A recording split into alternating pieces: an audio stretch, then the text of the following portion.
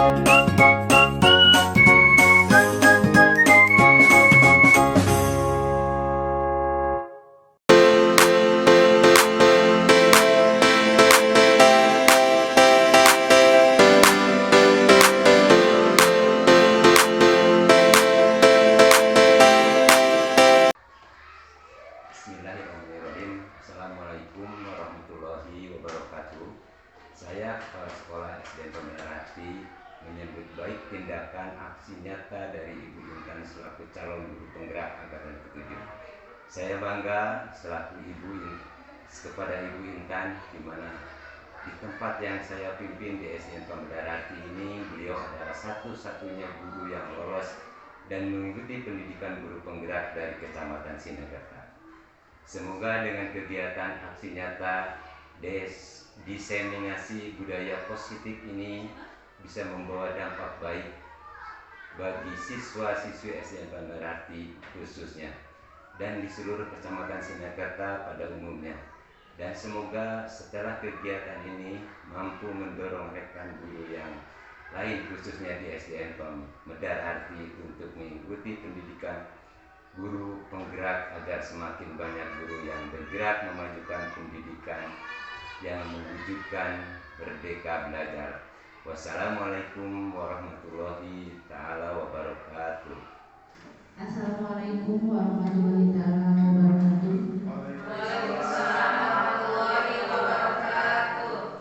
Alhamdulillahirabbil alamin wa bihi nasta'inu ala umuri dunya waddin wa ala alihi wa sahbihi ajmain. Amma ba'du. Salawat salam marilah kita panjatkan kehadirat alam Habibana wa Nabiyana Muhammad sallallahu alaihi wasallam. Puji dan syukur marilah kita panjatkan, senantiasa kita panjatkan karena berkat rahmatnya kita masih bisa berkumpul bersama-sama dalam keadaan sehat walafiat seperti hari ini. Yang terhormat Bapak Kepala Sekolah SDN Pemerhati dan yang saya hormati Bapak Ibu Guru SDN Negeri Pemerhati. Sebelum memulai acara, perkenalkan saya Eka Suhardi selaku moderator pada acara hari ini, yaitu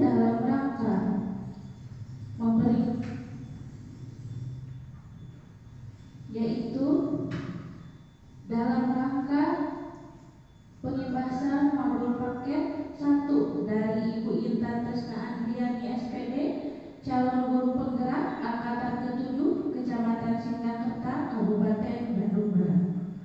Untuk membersihkan waktu, saya perkenalkan kepada Ibu Intan untuk memulai presentasinya. Kepada Ibu Intan, saya persilahkan.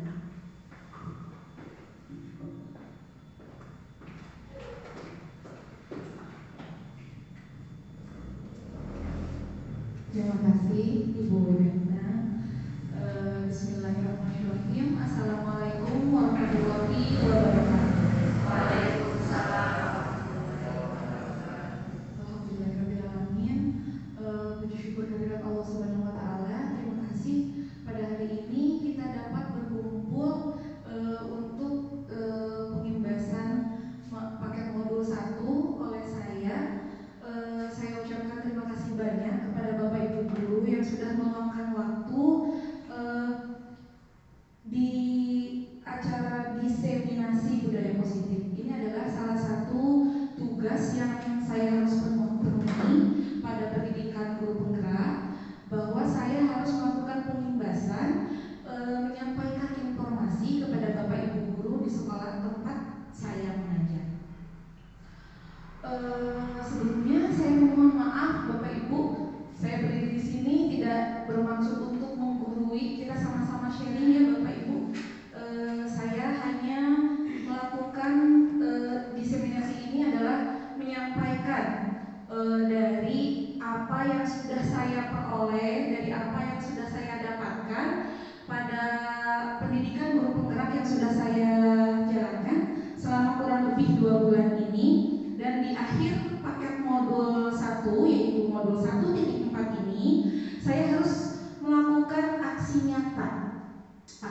katanya tentang modul budaya positif, yakni menyampaikan kepada Bapak Ibu guru di sekolah tempat saya mengajar di SDN Pemedahan Hati. Dan semoga penyampaian ini bisa bermanfaat bagi rekan guru semuanya, terutama bagi jalannya pendidikan di SDN Pemedahan Hati. Semoga kita dapat mengimplementasikannya bersama-sama. Baik. Diseminasi budaya positif dari saya, Intan Tresna Andriani, calon guru penggerak angkatan ke-7 Kabupaten Bandung Barat. Saya mengambil filosofi dari Bapak pendidikan kita, Bapak Ki Hajar Dewantara, bahwa kita itu layaknya seorang petani, Bapak Ibu, ya. Kita layaknya seorang petani, dan anak didik kita, murid kita itu adalah benih, dan lingkungan sekolahnya itu adalah ladang, lahan, tempat kita bercocok tanam, ya. Kita sebagai petani, sebagai pendidik, sudah selayaknya harus tahu bagaimana cara memperlakukan dan benih-benih agar tumbuh dengan baik, tumbuh dengan menjadi tanaman yang unggul, tanaman yang diharapkan sesuai harapan semuanya, ya. Tentu ladang dan lahan tempat yang di sini, yang dimaksud di sini adalah sekolah, tentu menjadi sebuah faktor utama, yaitu sekolah yang nyaman, sekolah yang aman bagi anak didik kita, bagi murid kita. Nah, dari filosofi Ki Hajar Dewantara, kita ambil contoh perbandingan dengan hidup tumbuh-tumbuhan. Seorang petani dalam hakikatnya sama kewajibannya dengan seorang pendidik.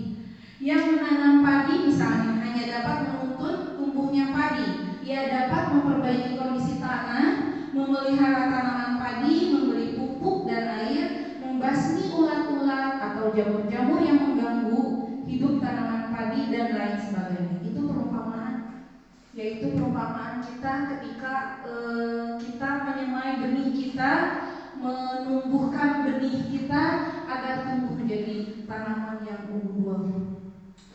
Dan di sini anak didik kita itu terlahir membawa kodratnya masing-masing, Bapak Ibu, ya.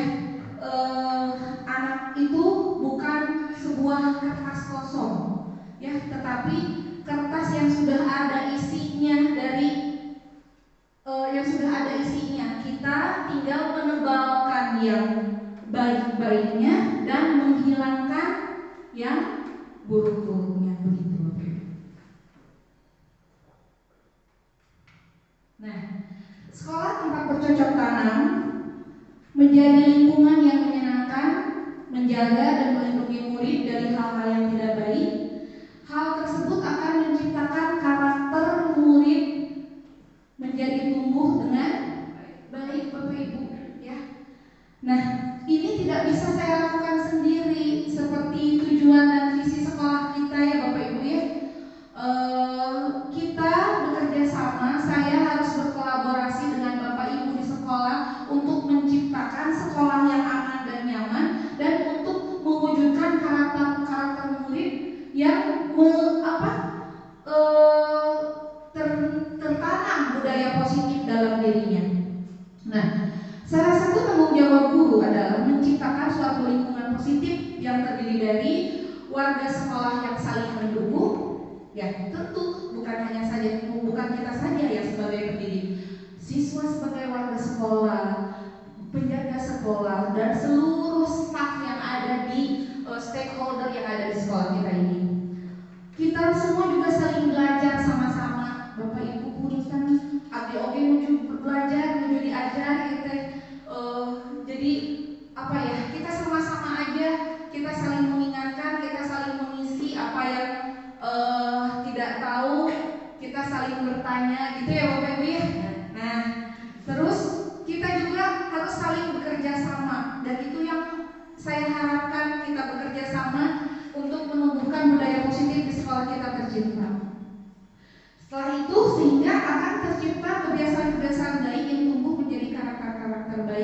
daripada sekolah.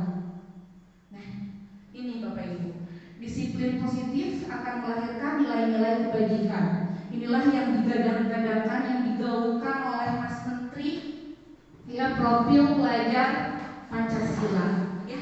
Yang pertama, beriman bertakwa kepada Tuhan Yang Maha Esa, berkebinekaan global, bergotong royong, kreatif, bernalar kritis, dan mandiri. Nah, coba selama ini saya bisa Bapak Ibu, tapi saya tidak tahu nih apakah sama atau tidak. Selama ini saya rasa makna kata disiplin yang dimaknai menjadi sesuatu yang dilakukan seseorang pada orang lain untuk mendapatkan kepatuhan dan cenderung menghubungkan kata disiplin dengan ketidaknyamanan dan keterikatan atau keterpaksaan. Betul tidak Bapak Ibu? Ya. Misalnya begini, siswa itu melakukan dia mematuhi peraturan karena jangan sampai karena dia takut sama Bapak Ibu guru, takut sama ibu dihukum, takut sama Bapak guru dihukum, bukan muncul dari dalam dirinya, ya, bukan muncul dari dalam dirinya, tetapi menjadi sesuatu yang keterpaksaan, sesuatu yang tidak nyaman. Nah, budaya positif ini diciptakan karena ingin motivasi yang muncul dari siswa, dari murid, dari anak didik kita itu adalah muncul dari dalam dirinya, sehingga akan tercipta, terwujud keterbukaan, kejujuran, rasa nyaman, rasa tidak terpaksa, dan pure aja gitu, mengalir, melakukan hal sesuai dengan peraturan, sesuai yang sudah disepakati bersama. Nah, sebagai pendidik, tujuan kita adalah menciptakan murid yang memiliki disiplin diri, sehingga mereka bisa berperilaku dengan mengacu pada nilai-nilai kebajikan universal tadi, Bapak Ibu, ya, dan memiliki motivasi intrinsik, bukan ekstrinsik, motivasi dalam dirinya, bukan dari luar lingkungan. Nah, disiplin positif merupakan salah satu cara penerapan disiplin yang bertujuan untuk menumbuhkan kesadaran serta memberdayakan anak untuk melakukan sesuatu tanpa sogokan, ancaman, ataupun hukuman. Selama ini Bapak Ibu, ketika anak didik kita melakukan pelanggaran, misalnya ada anak yang terlambat datang ke sekolah atau begini, atau ketika anak tidak menggunakan topi saat upacara, biasanya bagaimana Pak kita memberi konsekuensi pada anak? Biasanya berdiri di depan, iya, depan lapangan biasanya. Nah, biasanya kita meminta anak tersebut yang terlambat datang atau tidak memakai topi, kita suruh berdiri di depan. Itu agar apa? Agar jerak. Anak kan menjadi malu ya. Yang kita harapkan kan dia jadi malu tuh. Nanti jadi dia tidak akan mengulangi isin. Kayak ulah hilap deui ngangge topi, kedah nyenak topi, da isin ditangtungkeun di payung ku ibu bapak guru kitu nya. Ya. Nah, jadi dia melaksanakan memakai topi karena sieun ku bapak ibu guru, sieun dihukum, sieun ditegur. Nah, sieun dibully. Pasti ku rerencanganana sama teman-temannya pasti dibully. Ya, itu disorakin, ditertawain. Tidak menggunakan topi seperti itu. Itu nyaman tidak Bapak Ibu? Anak kita posisikan diri kita sebagai anak didik kita. Apakah dia akan merasa nyaman? Tidak. Dia akan merasa malu, akan merasa malu, dan tidak menutup kemungkinan Bapak Ibu anak akan menyimpan rasa dendam dan rasa marah kepada Bapak Ibu gurunya. Itulah ya. Nah, ini ada 5 kebutuhan dasar manusia yang harus terpenuhi dan ada di siswa-siswi kita, termasuk kita juga ya. Nah, jika 5 kebutuhan dasar manusia ini tidak terpenuhi, maka cenderung akan muncul indisipliner yang terjadi di dalam kehidupan. Yang pertama, kebutuhan dasar manusia itu adalah kebutuhan untuk Yang kedua, kebutuhan cinta dan kasih sayang serta rasa diterima. Nah, ini yang sering saya temui sepertinya kalau di kelas 1 ya Bapak Ibu. Kalau di kelas 1 rata-rata anak itu ingin selalu cari perhatian. Mungkin di Bapak di kelas yang tinggi juga menemukan ya, selalu cari perhatian. Cari perhatiannya seperti apa? Jadi misalnya anak suka sekali kalau misalkan kita memperhatikan hal yang kecil pada dirinya. Misalnya ada anak siswa yang hari itu dia memakai ikat rambut. Wah, cantik sekali kamu memakai ikat rambut itu, terlihat lebih rapi. Keesokannya dia pasti cari perhatian lagi. Dan ketika Bapak Ibu gurunya tidak memberikan apresiasi, anak itu akan mencari sesuatu agar kita memperhatikan dia. Pernah mengalami tidak Bapak Ibu seperti itu? Ya, pernah. Ya. Nah, ini salah satunya mungkin kebutuhan dasar manusianya pada faktor membutuhkan cinta dan kasih sayang, perhatian dari kita, dari ibu gurunya, dari bapak gurunya di sekolah. Yang ketiga yaitu adalah penguasaan atau power. Manusia punya kebutuhan dasar untuk diakui kekuatannya, diakui penguasaannya, ya. Dan yang keempat, manusia juga membutuhkan kebebasan. Nah, ini ketika kita belajar, anak-anak ada yang main-main aja gitu, tidak memperhatikan, dia main-main, ngobrol, asik. Ketika kita tegur, sedang apa ngobrol, dia diam. Kita bicara lagi, ngobrol lagi. Mungkin ini nih, dia butuh bebas sebetulnya. Ya, dia butuh bebas. Nah, yang kelima ada kebutuhan dasar yaitu adalah kesenangan atau fun.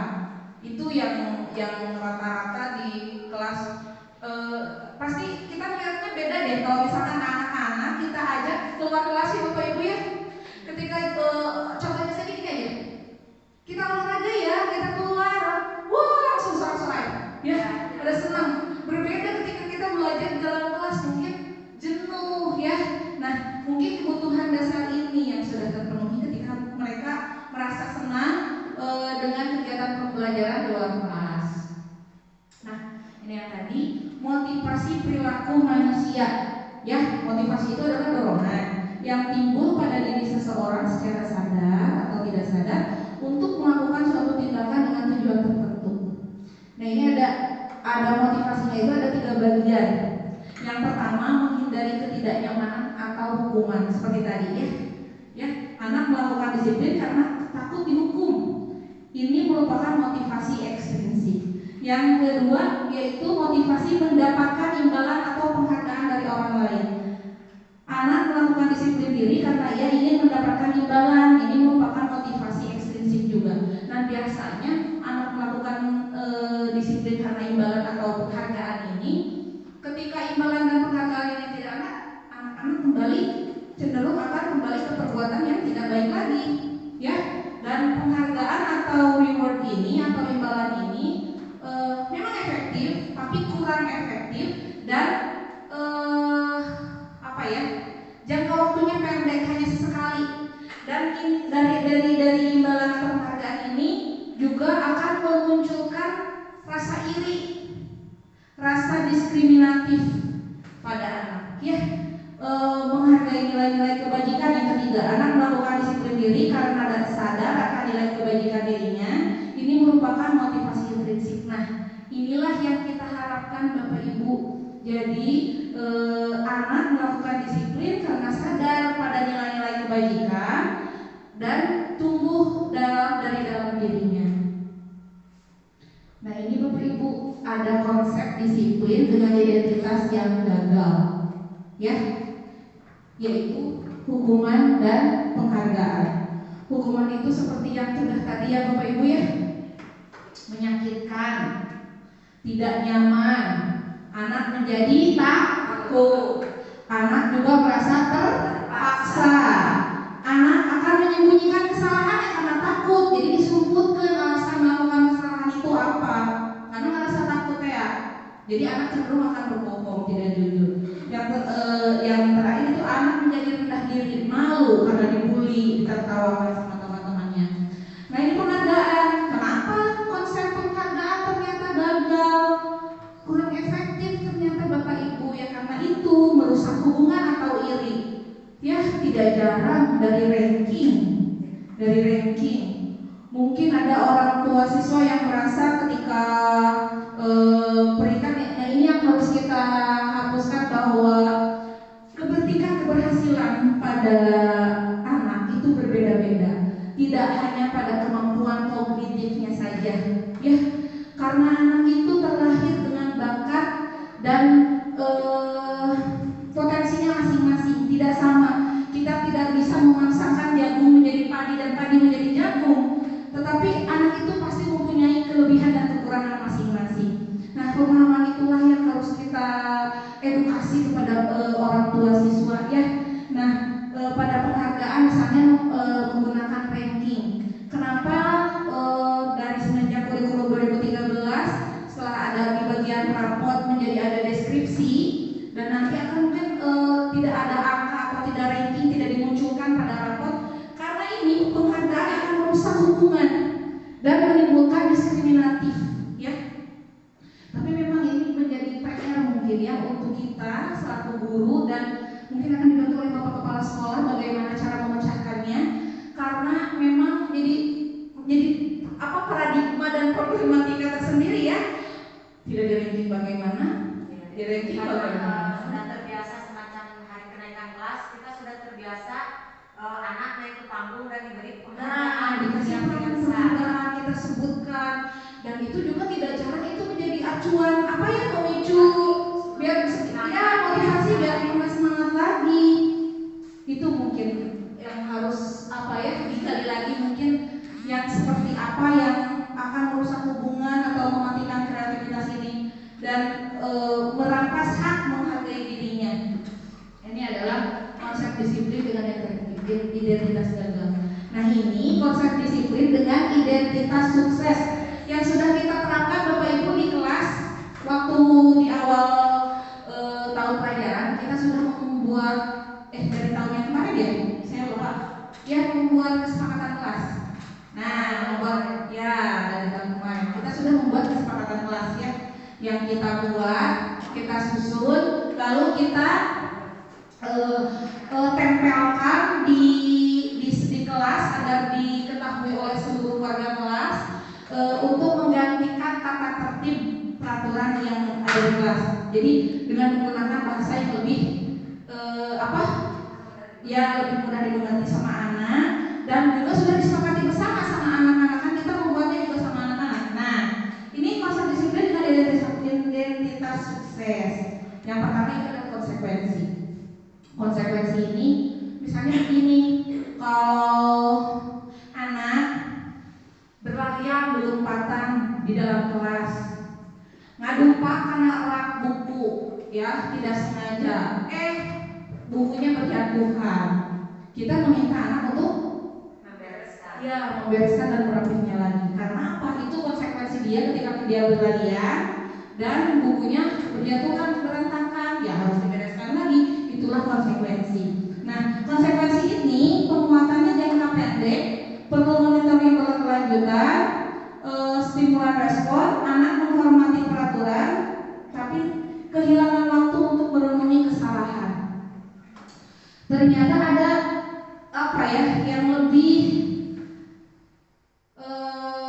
dibilangin, jadi lebih tingkatannya lebih baik lagi dari konsekuensi ini, yaitu adalah restitusi atau perbaikan. Anak akan bertanggung jawab atas perilakunya, terus fokus pada pemecahan masalah jangka panjang.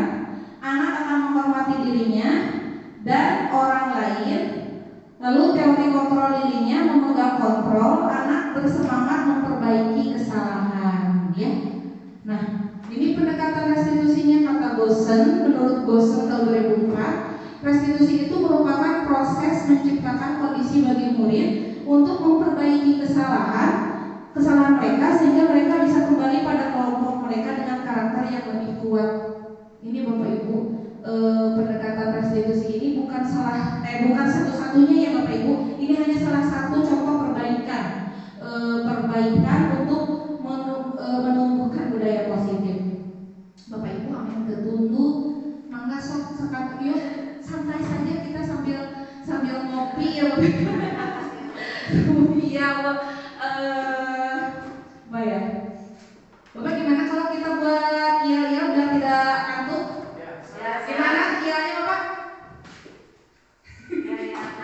Ya ini gimana Bapak? Gimana yel-yelnya? Ibu punya? Gimana yel-yelnya biar kita tidak ngantuk nih? Coba Ibu Ismat sini Ismat. Ayo Ismat nih. Kita biar Bapak Ibu guru tidak ngantuk nih, gimana caranya? Ayo. Mungkin ini bukan ke ya lebih ke pertanyaan. Sekarang kan jam-jam ngantuk ya Bu. Iya, Untuk cek konsentrasi saja. Oke, siap. Mengecek apakah masih konsentrasi atau tidak. Di sini kuncinya pendengaran ya Ibu Bapak. Di sini kuncinya pendengaran. Ini 1, yang ini 2, dan yang ini 3, kalau ini 4. Saya sekarang tanya, kalau ini berapa? 4. Ya berarti boleh masih konsentrasi. Dan yang ini berapa Bu? 3. 3. Ini berapa? 1. Aduh ini 1. Ini 1 ya. Saya ulang, kuncinya pendengaran. Ini 1, yang ini 2, dan yang ini 3, kalau ini 4. Oke? Oke. Yang ini berapa? 2. 2. Semua. Sekarang saya tanya, sekarang kan dia mengantuk, saya tanya selamat siang. Jawabannya siang-siang semangat pagi. Pokoknya siang tapi semangatnya tetap pagi. Selamat siang semuanya. Siang-siang selamat pagi. Sudah intinya? Konsentrasinya sudah kembali lagi. Terima kasih Bu Ismat. Ya, biar semangat lagi Bapak Ibu. Aduh Bapak pun. Ya, ini kita balik lagi ke materi Bapak Ibu ya. Bu Dewi sok keraskeun Mas ya. Ini restitusi ini sudah saya lakukan di minggu-minggu yang lalu. Kalau ibu bapak guru masih ingat ya yang sudah saya lakukan bersama siswa kelas 4. Terima kasih sudah dibantu sama Ibu Bentang dan Ibu Dewi. Nah, di sini ciri-ciri restitusi bukan menebus kesalahan, namun belajar dari kesalahan. Sanes untuk menebus kesalahan mungkin kalau sudah melakukan restitusi berarti kesalahannya sudah benar gitu ya. Bukan, tetapi mencari pelajaran untuk memecahkan masalah dan anak belajar menjadi lebih terbuka dan tidak melakukan kesalahan yang sama. Memperbaiki hubungan setelah melakukan restitusi, hal ini menjadi diharapkan bisa memperbaiki hubungan siswa. Tawaran atau bukan paksaan. Nah, ini restitusi ini bukan paksaan seperti hukuman, tetapi ini adalah sebuah tindakan penawaran agar lebih baik lagi. Menuntun untuk melihat ke dalam diri, mencari kebutuhan dasar yang mendasari tindakan, fokus pada karakter bukan tindakan, dan menguatkan dan fokus pada solusi. Kita fokus pada solusinya Bapak Ibu. Nah ini posisi kontrol gurunya. Kita saat murid melakukan disipliner, maka kita harus bagaimana? Kita harus memiliki posisi kontrol. Posisi kontrolnya itu ada 5. Yang pertama, posisi kontrol guru sebagai penghukum. Sebagai penghukum ini lebih identik pada sesuatu yang menyakitkan dan bersifat memaksa. Dan yang kedua, pembuat rasa bersalah. Ini contohnya posisi kontrol guru yang pembuat rasa bersalah ini contohnya begini. Saya umpamanya telat datang ke dalam kelas, otomatis kalau ibu gurunya datang terlambat, kelas menjadi riuh kelas 1 Bapak gitu namanya. Telat ke update bisa kedap, baru dapat berisik sekali. Saya masuk. Aduh, anak-anak, jangan ribut. Itu ada Bapak Kepala Sekolah. Nanti Ibu dimarahin sama Bapak Kepala Sekolah. Tidak boleh begitu. So, duduk semuanya duduk.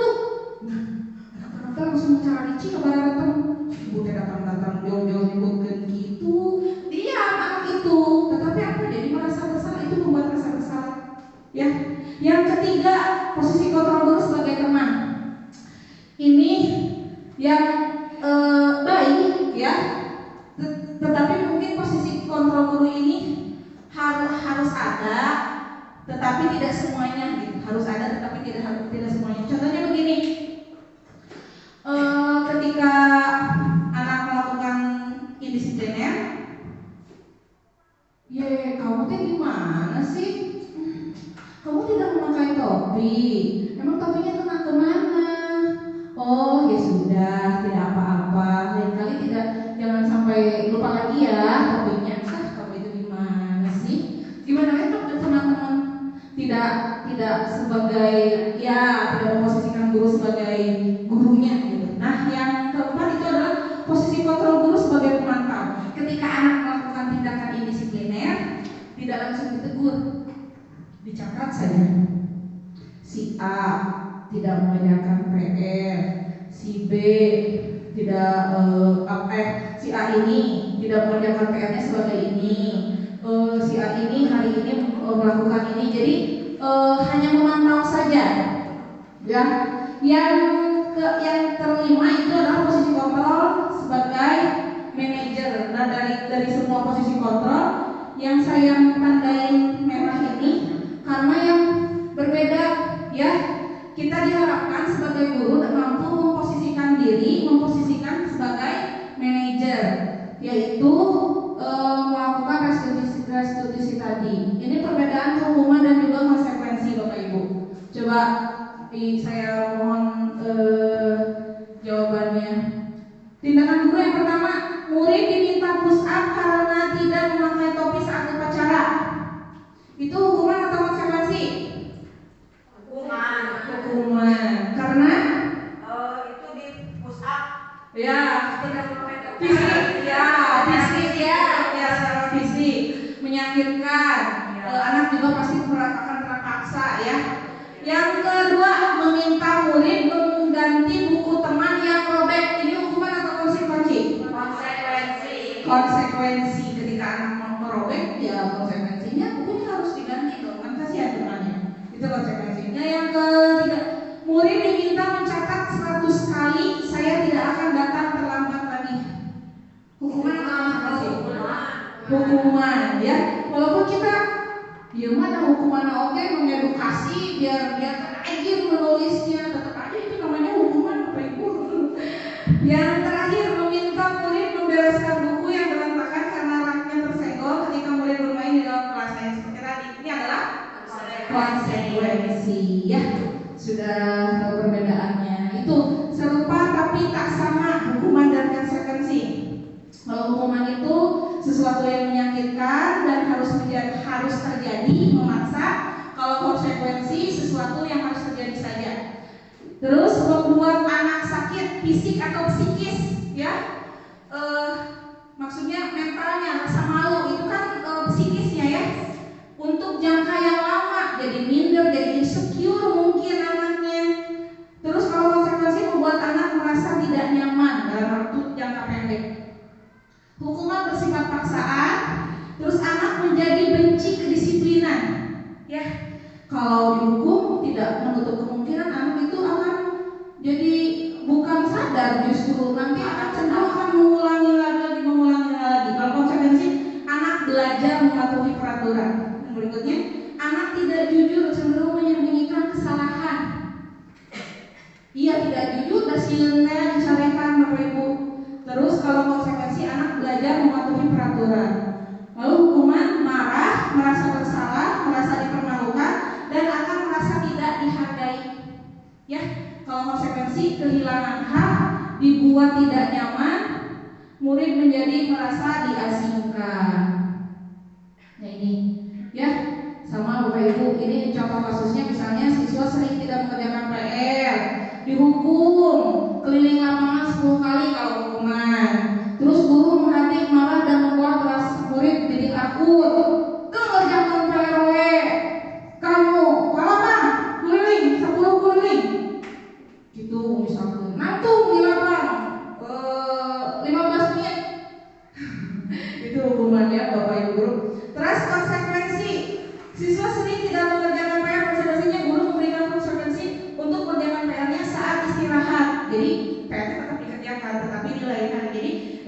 waktu. Jadi anaknya tidak kehilangan haknya untuk mendapatkan waktu istirahat, ya.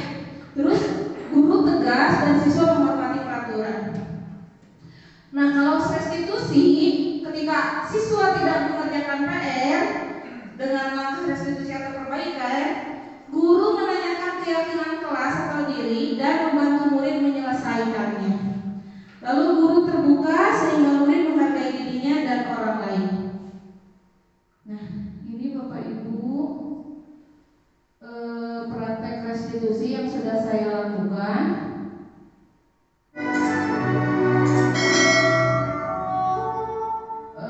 Ini praktek restitusi yang sudah saya lakukan, ya Bapak Ibu. Assalamualaikum warahmatullahi wabarakatuh.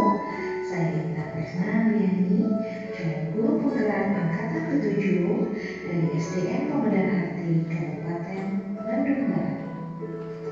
Kali ini saya akan memaparkan tugas demonstrasi kontekstual modul 1.4 tentang budaya positif dan praktik segitiga restitusi. Segitiga restitusi merupakan tahapan tindakan guru dan membawa siswa mentaati keyakinan kelas yang telah disepakati bersama, sehingga siswa mengakui secara sadar dan terbuka ketika melakukan kesalahan dan mampu memperbaiki kesalahan yang ada dengan nyaman.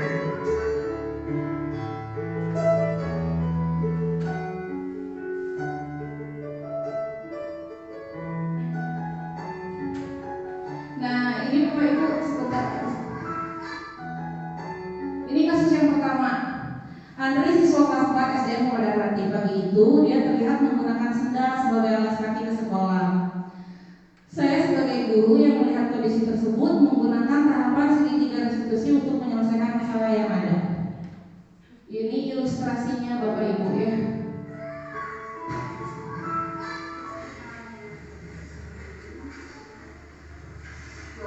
Andri, kenapa mau pakai sendal? Maaf Bu, sepatunya basah. Oh, sudah, nanti istirahat. Tunggu ya.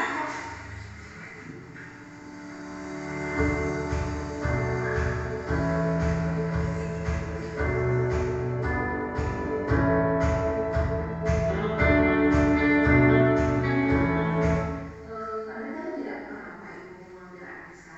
Saya menganggap orang tua tidak menggunakan sepatu Bu. Nah, itu sudah tahu Andri melanggar peraturan.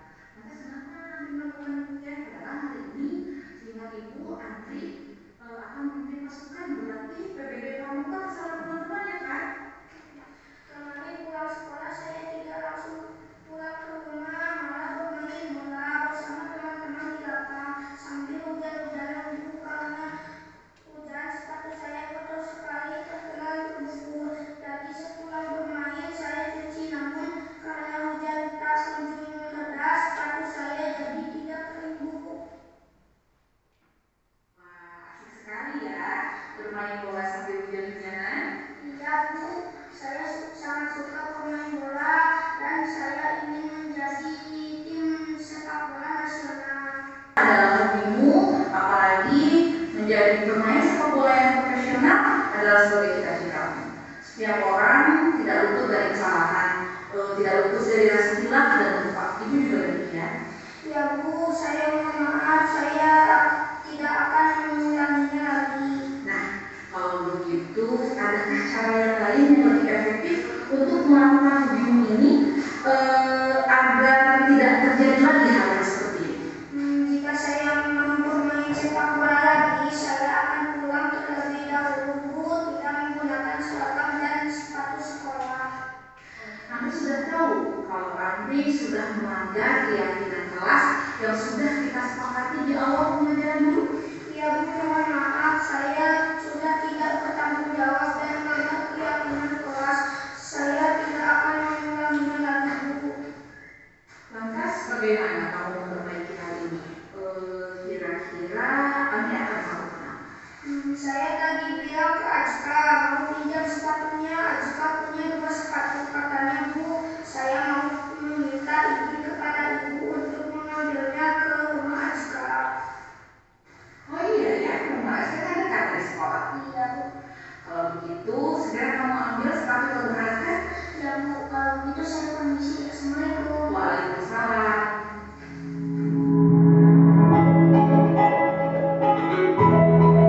Nah, ini kasus yang kedua.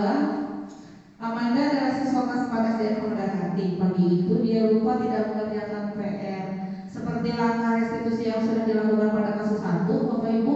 Jadi kita tidak langsung menjudge anak terhadap kesalahannya, tetapi kita harus menanyakan, menstabilkan identitas tahapan tadi ya Bapak Ibu. Pada tahapan menstabilkan identitas itu bahwa kesalahan itu bisa saja dilakukan oleh siapa saja. Jadi wajar anak melakukan kesalahan karena itu adalah manusiawi, kita juga sama ya. Menstabilkan identitas dan kita dengarkan kenapa alasan dia melakukan sehingga melanggar peraturan tidak mengerjakan PR. Kita lihat dan padahal saya sebagai guru pagi itu dia lupa tidak mengerjakan PR padahal dia salah satu murid berprestasi di kelasnya. Saya sebagai guru yang melihat kondisi tersebut menggunakan tahapan segitiga restitusi untuk menyelesaikan masalah yang ada. Nah, kita perhatikan di sini Amanda sebetulnya mampu mengerjakan soal, tetapi dia lupa. Mari yang sudah memberikan kalian tugas pekerjaan rumah. Sudah dikerjakan?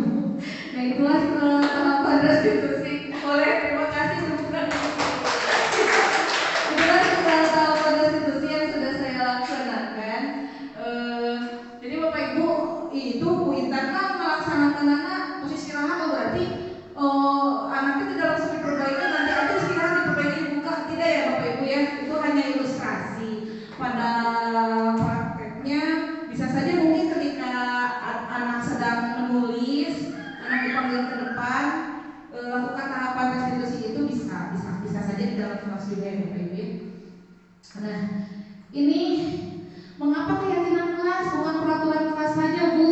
Nah, ini contohnya saat mengendarai sepeda motor. Mengapa kita harus menggunakan helm, Cing? Bapak guru, orang anak udah pakai helm untuk melindungi diri.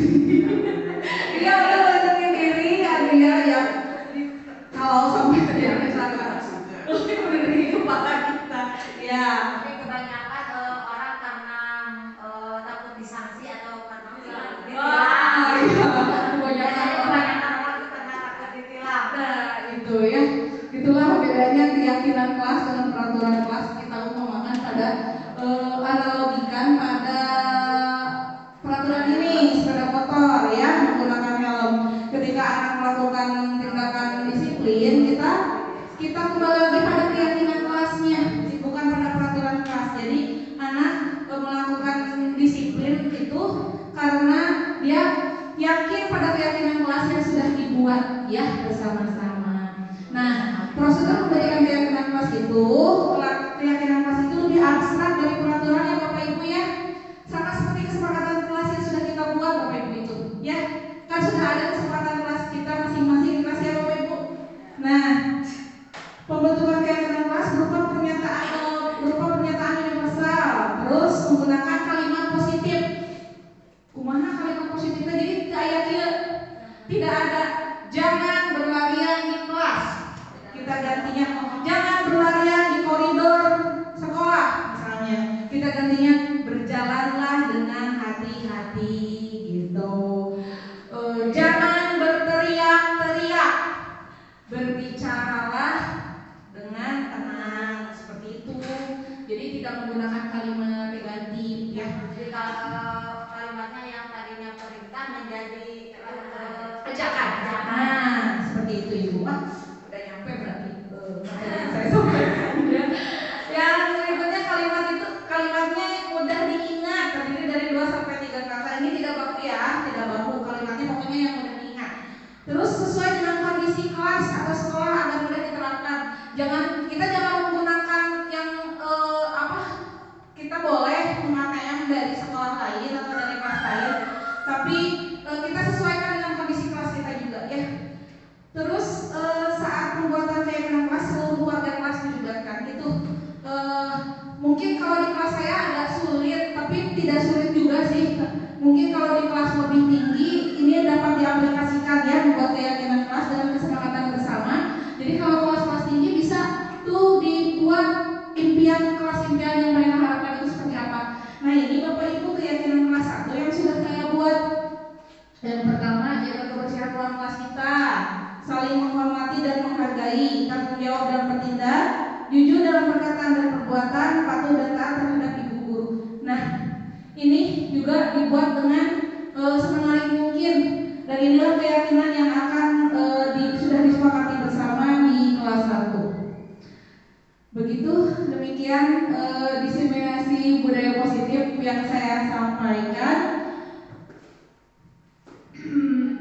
Ya, saya persilakan bagi Bapak Ibu guru yang ingin bertanya, mungkin ada yang masih belum paham. Mangga Bapak. Maaf Bu, saya mesti bukan bertanya, tapi sisinya saya mau minta bantuan. Mangga Ibu, amin kata umumnya ya. Bismillah. Di sini saya bukan mau bertanya, tapi mau minta bantuannya Bu. Tadi saya punya siswa yang Adit, nah, yang namanya Adit itu tadi ketika ada tugas dia tidak mengerjakan, terus yang lainnya waktu istirahat saya menyuruh dia mengerjakan. Nah, tetapi keesokan harinya dia malah menjadi minder Bu, malah sudah 3 hari sekarang tidak sekolah. Saya bingung pas saya minta kabar ke orang tuanya, kenapa tidak sekolah?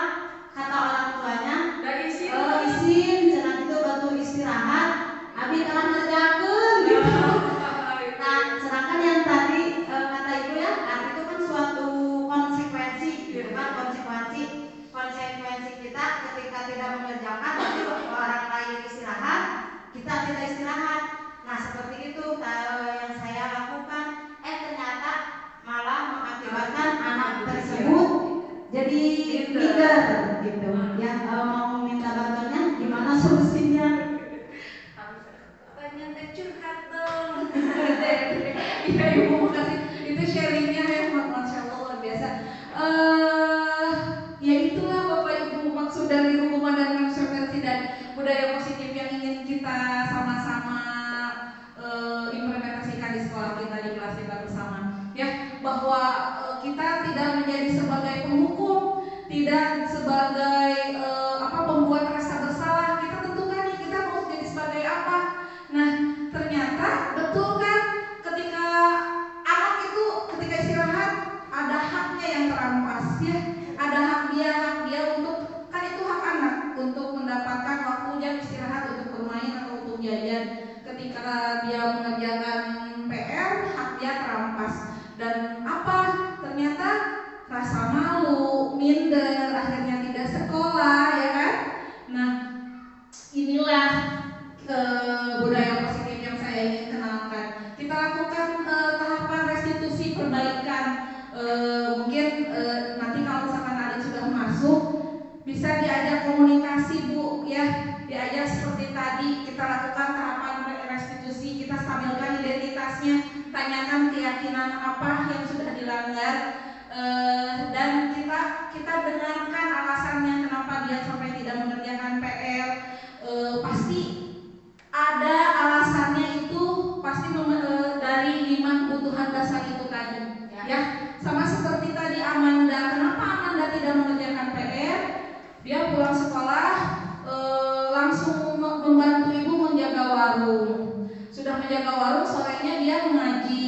Salahnya, malunya dia tidak menyiapkan buku gitu ya. Jadi pada tahapan restitusi kita mengharapkan bukan hanya solusi, tetapi pergerakan dia selanjutnya seperti apa, dan langkah perbaikan dia selanjutnya kan membantu Akbar karena dia sudah paham membantu Akbar untuk memahami materi yang tidak dipahami. Begitu ya Ibu ya? Ada sesuatunya yang tadi Dede Syuandi. Iya. Tadi kan Dede Syuandi masih belum lancar bacanya. Ketika saya waktu bukan jam sekolah, bukan di sekolah, saya minta teman rumah yang terdekat untuk meminta bantuannya supaya di rumah membantu belajar membaca. Nah, pas keesokan harinya itu anak yang saya suruh membantu bikin laporan, Ibu, Abi pada dicarekan ya sama Dede Suyantinya. Terus ketika pas di sekolah pas istirahat, Dede Suyanti sama teman sama rekannya yang tadi saya suruh membantu, dia kalau duduk gini Bu, selalu gini. Jadi mengancam. Ya. Jadi akhirnya temannya yang saya suruh membantu, akhirnya dia tidak mau, padahal saya menyuruhnya bukan di jam sekolah tuh. Jadi di waktu ketika di rumah aja, ketika bermain. Tapi itu jadi dia ketika duduk, jadi seakan-akan mengancam gitu. Iya. Jadi dia mungkin begini, jadi ngerasa, oh saya ngapain di pepatangan tuh rencangan gitu, pengen tadi ya Bu ya. Iya, jadi merasa seperti itu. Jadi iya, berarti langkah perbaikan seperti itu berarti kurang tepat. Kita pakai pada Dede Suyanti ya. Berarti kita pakai tindakan perbaikan yang lain. Berarti kalau seperti itu kita bantu membacanya bisa dengan hal yang lain. Mungkin kalau dengan rekan sejawat ya merasa digurui oleh temannya ya, dia tidak merasa bersalah. Malu mungkin nggak tahu gimana. Iya. Bagaimana? Ada lagi ibu guru yang lain dalam membuat keyakinan kelas? Bagaimana? Bagaimana Ibu Isma? Mangga. Saya mau bertanya sedikit tentang kedisiplinan Ibu. Kalau kedisiplinan kan cenderung mengikat dan memaksa ya Bu. Pertanyaannya, adakah cara atau bagaimana cara untuk menumbuhkan rasa disiplin kepada siswa tanpa ada pemaksaan gitu. Jadi kesadaran sendiri ya. Mungkin itu saja Bu. Terima kasih.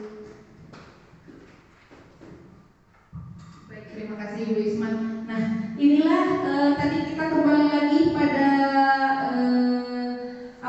esensi dari diseminasi yang sudah saya lakukan sekarang. Jadi saya ingin mengajak Bapak Ibu guru untuk memblurkan stigma atau merubah paradigma disiplin itu adalah sesuatu yang keterpaksaan dan untuk menumbuhkan motivasi ekstrinsik dari menumbuhkan motivasi intrinsik dari dalam diri siswa. Hal itu bisa terjadi bagaimana, yaitu caranya dengan tadi kita untuk mewujudkan nilai-nilai kebajikan universal kita tanamkan, dan juga kita buat bahwa disiplin itu bukan hal yang memberatkan, yaitu dengan menghilangkan hukuman, ya. Jadi anak tidak akan merasa malu atau merasa terhukum lagi oleh peraturan. Nah, itulah gunanya kita harus menyusun keyakinan kelas, kita ubah peraturan menjadi keyakinan kelas, yaitu yang disepakati oleh seluruh warga kelas. Menjadi kalau seperti itu diharapkan siswa akan lebih sadar karena itu adalah sudah disepakati sama-sama. Kalau peraturan kan disuguhkan harus dipatuhi, kalau tidak berarti salah, seperti itu. Konsekuensinya adalah hukuman. Nah, kalau keyakinan kelas, karena dia akan merasa ada keyakinan yang terlanggar di situ, dan kita lakukan tahapan-tahapan restitusi tadi. Jadi kita tahu alasan seperti apa dan kebutuhan dasar manusia yang apa yang tidak ada anak tersebut sehingga melakukan indisipliner. Begitu ya Bapak Ibu. Ya. Cukup ya Bapak Ibu. Ibu Birkan bagaimana waktunya? Oh iya. Bapak Ibu, saya cukupkan sekian diseminasi budaya positif. Saya haturkan banyak beribu-ribu terima kasih Bapak Ibu guru sudah meluangkan waktunya untuk bersama-sama juga saya mempelajari tentang budaya positif ini. Saya harap kita dapat mengimplementasikannya bersama-sama untuk mewujudkan budaya positif di sekolah kita tercinta SDN Muhammadiyah Harti. Kurang dan lebihnya mohon maaf sekali lagi atas segala kekurangan dari saya, dan saya harap Bapak Ibu tidak merasa puas dengan pemahaman yang saya paparkan. Saya harap Bapak Ibu tambah penasaran lagi seperti apa itu budaya positif, sehingga Bapak Ibu guru semua mengikuti pendidikan guru penggerak di angkatan berikutnya. Wabillahi taufiq wal hidayah. Wassalamualaikum warahmatullahi wabarakatuh. Waalaikumsalam warahmatullahi wabarakatuh. Saya ucapkan terima kasih kepada Ibu Intan, dan untuk menyemangati kita berikan tepuk tangan yang sangat meriah kepada Bu Intan. Kita doakan bersama-sama semoga dalam menyelesaikan tugasnya sebagai calon guru penggerak Ibu Intan diberi kemudahan dan kelancaran. Amin ya Allah ya Rabbal Alamin. Dan semoga ilmu yang telah diberikan atau yang telah dibagikan oleh Bu Intan bisa kita terapkan di kelas kita masing-masing ya Ibu Bapak ya.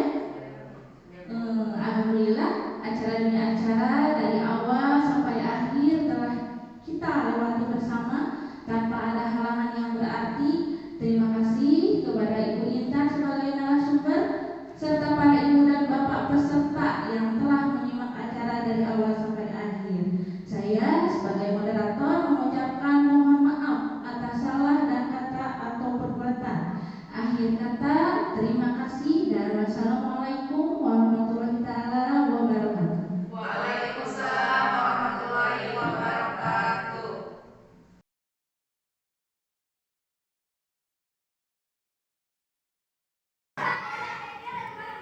Assalamualaikum warahmatullahi wabarakatuh.